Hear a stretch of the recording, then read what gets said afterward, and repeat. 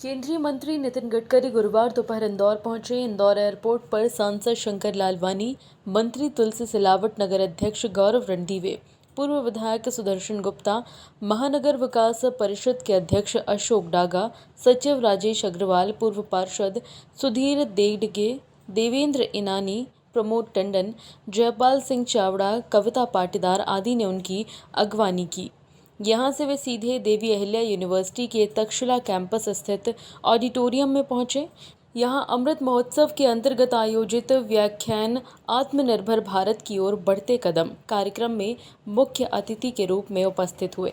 आयोजन में पूर्व लोकसभा स्पीकर सुमित्रा महाजन, प्रदेश के उच्च शिक्षा मंत्री डॉक्टर मोहन यादव, कैबिनेट मंत्री तुलसी सिलावट, कैबिनेट मंत्री उषा ठाकुर और सांसद शंकर लालवानी भी मौजूद रहे। मेरे सहयोगी सांसद शंकर लालवानी जी, हमारे विश्वविद्यालय की vice chancellor professor Renu Jain ji, registrar doctor Anil Sharma ji, मेरे सहयोगी डॉक्टर त्रिवेदी जी, उपस्थित सभी यूनिवर्सिटी के एग्जीक्यूटिव काउंसिल के सम्मान्य सदस्यगण, सभी प्राध्यापकगण और प्रिय विद्यार्थी मित्रों और बहनों, सबसे पहले मुझे जब भी विश्वविद्यालय में जाने का मौका मिलता है तो मुझे बहुत खुशी होती है।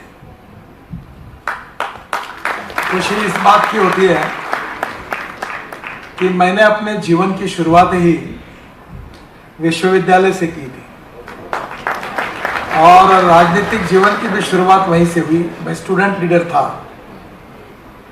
और वहीं से कुछ सीखते हुए मुझे आगे राजनीति में जाने का मौका मिला।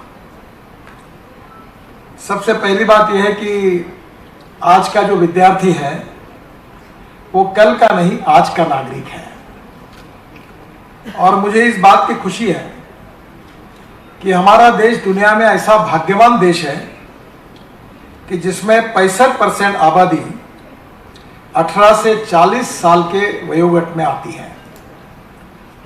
और ये जो स्ट्रेंथ है ये दुनिया में बाकी देशों में नहीं है।